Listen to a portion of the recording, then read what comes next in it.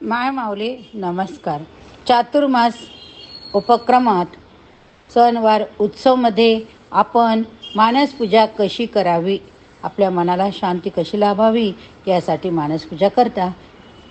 आपण मानसपूजा अभिवाचन ऐकूया. मानसपूजा कशी करावी? आपल्या आराध्य देवतेचे म्हणजेच आपल्या कुलस्वामिनीचे किंवा आवडत्या देवतेचे रूप मनात आणावे व ते डोळे मिटून अंतचक्षू पुढे उभे करावे. मानसपूजा करावी. यास उदाहरण म्हणजे सेवकाने धन्य सेवेच्या उपचाराने जसे संतुष्ट करावे लागते तसेच एक कृत्य आहे असे समजावे. सर्वप्रथम देवतेची प्रतिमा किंवा रूप तिच्याच प्रभेत अंतचक्षू पुढे उभे करावे. सुंदर मंदिरात ती प्रतिमा उभी सजीव आहे अशा भावनेने तिच्याकडे नीट पाहावे. कल्पित प्रतिमा उभी करवत नसेल एखादी सुंदर रूपाची देवता रमणीय स्थानी मंदिरात जाऊन पाहून यावे व तो सर्व देखावा मनात आणून अंतचक्षुपुढे उभा करावा. देवता असलेल्या मंदिरात आपण गेलो असे मनात आणावे. मग देवता स्थानी सन्निध जावे. पाहून आलेली देवता अचेतन असली तरी सचेतन म्हणजेच सजीव असे समजावे. प्रथम त्या डोळे भरून प्रतिमेकडे नीट पाहावे. प्रथम डोळे भरून कुलस्वामिनीकडे नीट पाहावे. मग पाया पडावा. मग पूजा साहित्य तेथे सानिध्य ठेवावे. स्तुती करावी. पूजा ग्रहण करत आहोत अशी मनातल्या मनात प्रार्थना करावी.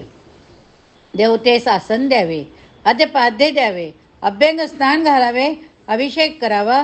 सर्वांग स्वच्छ पुसावे असे मनाशीच आपण समजून मनोदेवताची पूजा करावी मनाने. वस्त्र अलंकार समर्पण करावे. देवीस हरिद्रा कुंकुम लावावे.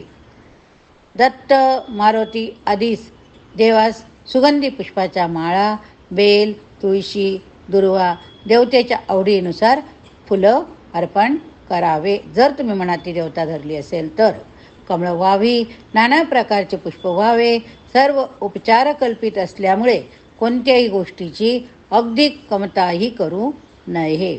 सुगंध धूप दीप ओळवून प्रतिमेचे मनोरम चेहरे नीट निहाळून पाहावे. लक्षपूर्वक चेहरा देवतेचा डोळ्यासमोर आणावा. नाना प्रकारची षडस अन्ने अर्पण करावी. मनातल्या मनात 56 भोग नैवेद्य दाखवता असे करावे व प्रत्येक पदार्थ डोळ्यासमोर आणावा. त्यातून देवता आनंदाने खात आहे, आपण वाढत आहो असे मनाने मानावे. धन्य सेवत जेव घालतो तद्वत आदरपूर्वक देवतेस भोजन घालावे.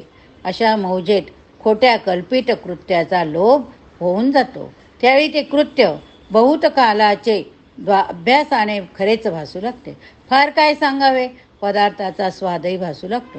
हे अनुभवाने प्रत्यास येते. कित्येकांच्या मानसपूजेने बाहेर सुगंध सुटला अशा कथा आहेत.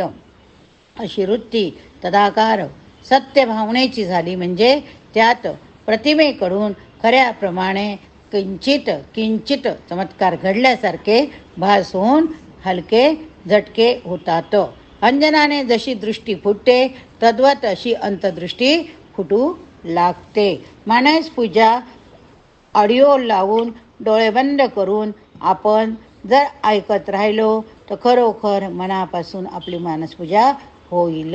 आणि मानसपूजा करताना कुलस्वामिनी अंबिका माता अन्नपूर्णा माता जर डोळ्यासमोर आणली तर खरोखर आपल्याला दृष्टांत झाल्याशिवाय राहत नाही. फक्त मनोमन श्रद्धा पाहिजे. डोळे बंद करा, ऑडिओ ऐका आणि मानसपूजा करा. तुम्हाला नक्कीच अनुभव आल्याशिवाय राहणार नाही. कुलस्वामिनीला अन्नपूर्णेला 56 भोग नैवेद्य दाखवत असताना प्रत्येक पदार्थ डोळ्यासमोर आणावा.